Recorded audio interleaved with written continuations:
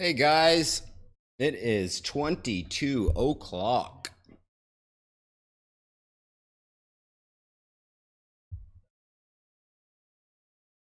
If everyone can, just let me know that you can hear me okay, loud and clear, so we don't have another audio snafu.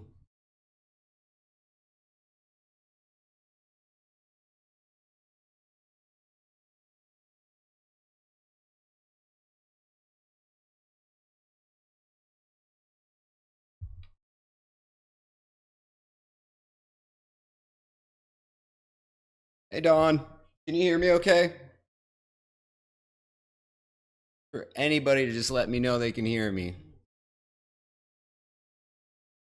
Amy Whitley, can you hear me?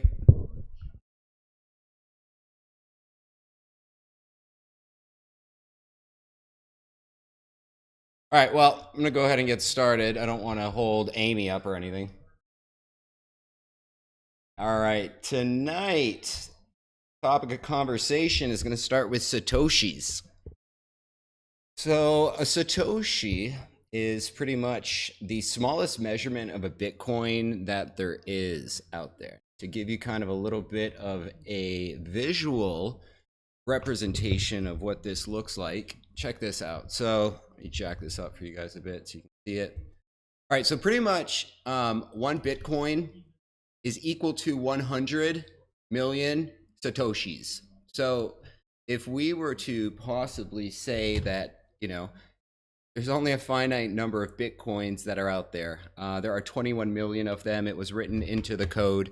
And so you can only imagine that as time goes on and as we get closer to the year 2040, I would dare say that one Satoshi will probably be worth $1 million because I think we're just going to end up using a piece of software to revert the one and the dots and then just go the other way. But when they wrote the software, they knew that it can only go so far, right? And so they capped it at the Satoshi level. That's as far and the smallest unit of measurement of one Satoshi. So one Satoshi is the equivalent of 0.00000001 of Bitcoin. But just to give you guys kind of an example, when I got in the game about 3 weeks ago at 7,300, 7,400, I bought 0.003 of a Bitcoin. And that was at the time equal to about $25. So I purchased at that time also the exact same equivalent of 300,000 Satoshis. So a Satoshi and where that name came from, and give you guys a little bit of a background. You can find out how much one Satoshi or Bitcoin costs in all kinds of different currencies, how many Satoshis there are in one US dollar, how many euro there are in one Bitcoin. The calculator can convert currencies both ways. You can find out how many Satoshis or Bitcoins you need to buy 1 unit of a fiat currency. So fiat currency is an example like the US dollar, European, Great Britain, and that is actually government controlled. I want to make sure I say this correctly because I really had to Google it when I heard fiat because I just thought of the car. Inconvertible paper money made legal tender by government decree. So yes, it is the dollar bill, the money. So everybody knows that money doesn't really travel. Fiat currency doesn't really travel well. Can you only imagine if you were a large entity trying to send 20 million to somebody in a different country and all of that? And so what they're going to do, or what I think is going to happen, or what everyone's seeing, or what the deal is that probably more than likely, the Satoshi will become the new world currency. The Bitcoin, I think, is going to be worth like millions and millions and millions because there's a certain number of them. And so once people, like I keep harping to you guys to just buy $10 or buy $20, it's because you can come in and buy, let's say 10,000 Satoshis. So a 10,000 Satoshis is going to cost you $1.37. Say you were to buy 100,000 Satoshis, it's going to cost you $13. you guys can see where I'm going with this. So even if you don't have the equivalent of one Bitcoin, which is US dollars right now, 13,658. Again, I've doubled my money in 3 weeks now. So if you guys don't see where this is going, I'm sorry. You really need to kind of enlighten yourself. So next up, mining at home. All right, so mining at home, I've been doing, where are we?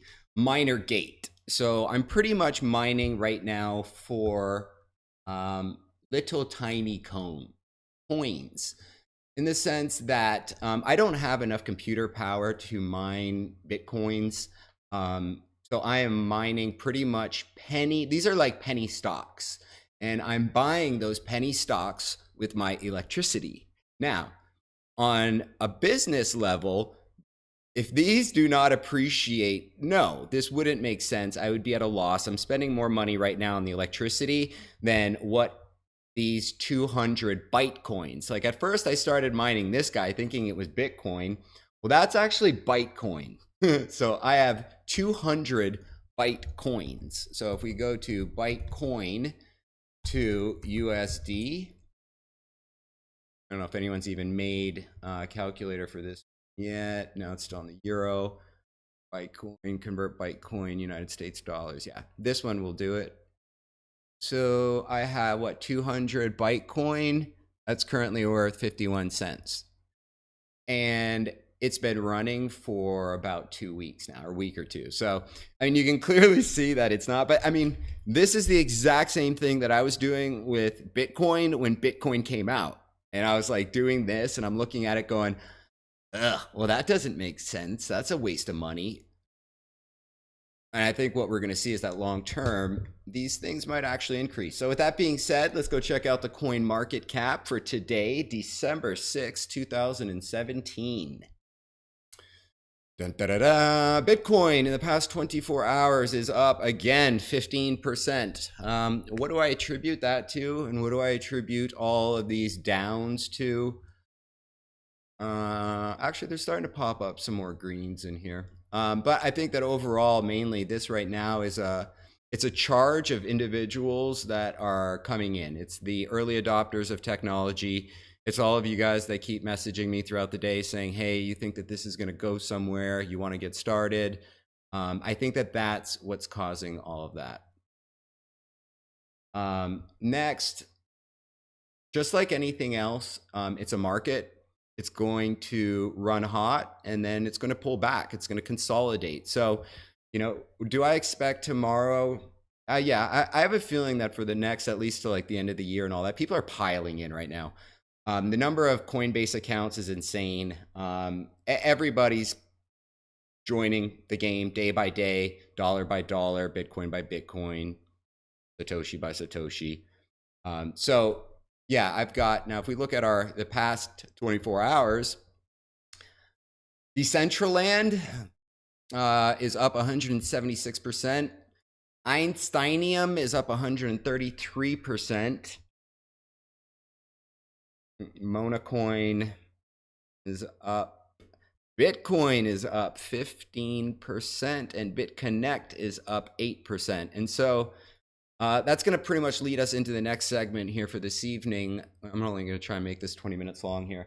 So yeah, we've gone over mining at home. If anybody has any questions, by the way, just feel free to ask them. But we've gone over mining at home, and that's using MinerGate. Now, the other thing is also with MinerGate is that it connects up to their website as well. So everything that I'm mining here on either my computer or my laptop over here, you can see will get added into, out of here. Oh, all right. Change calculator, downloads, dashboard. So you're going to be able to see here that like my 200 Bytecoins are showing up here. You know, it's showing that there's one active worker right now, and that's this computer. And so this is what mining is. People have this like this vision or this created view that I believe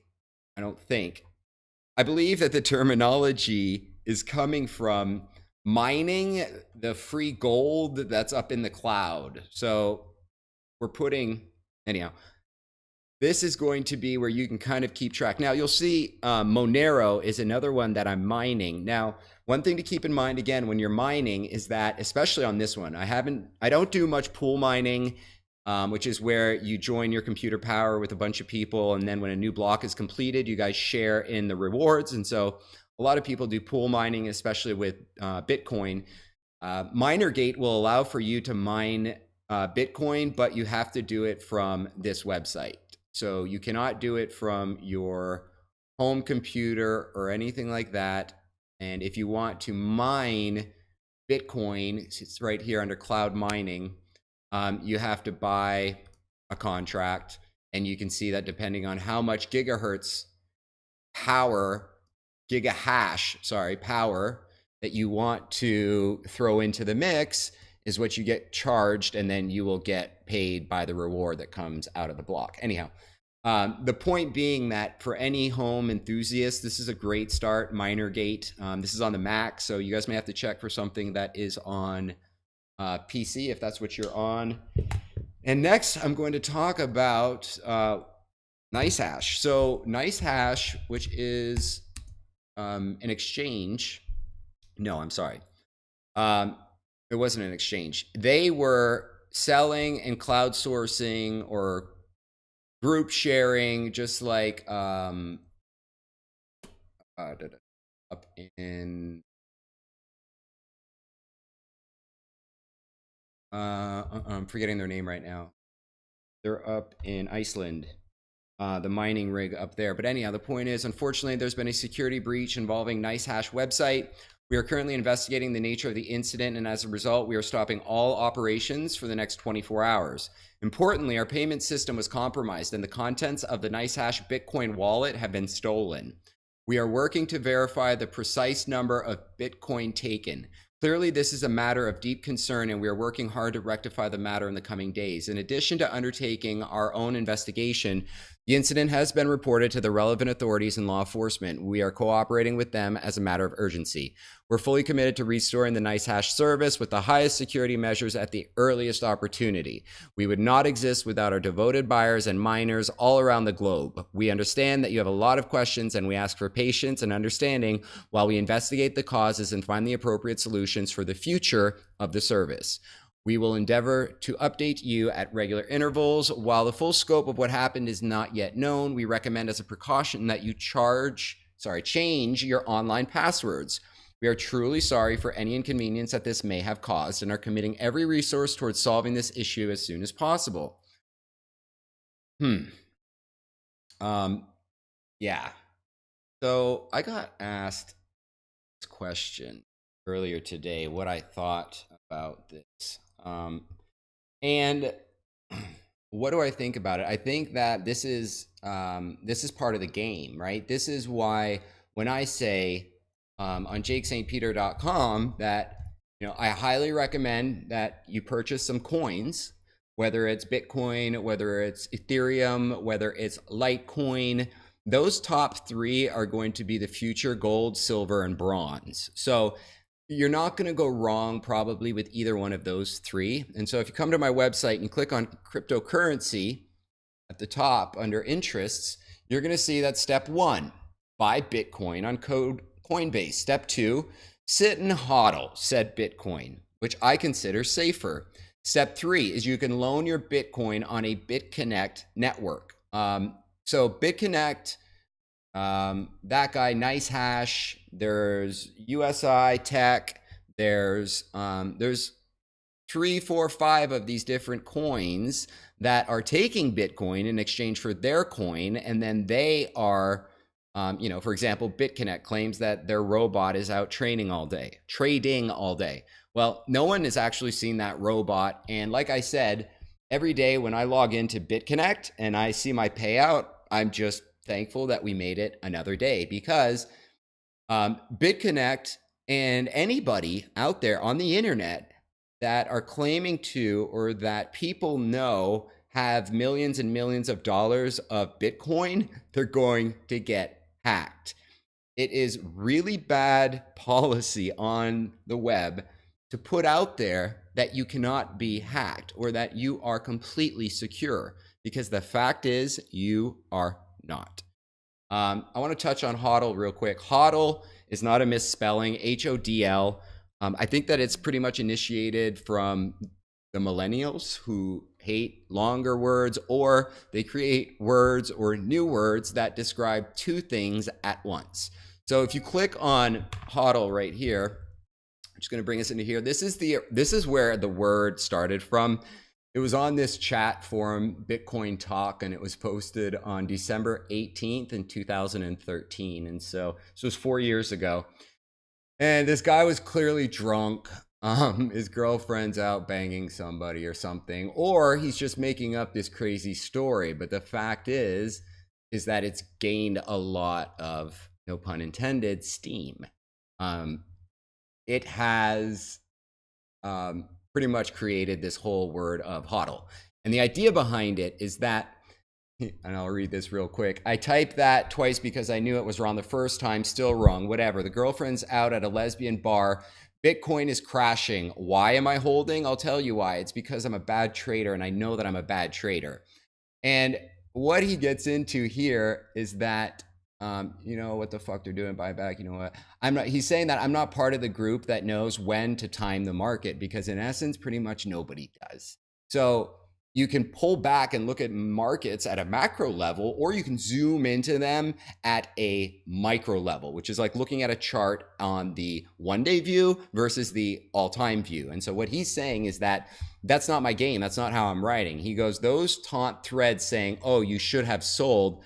Yeah, no shit. No shit, I should have sold. I should have sold moments before every sell and bought moments before every buy.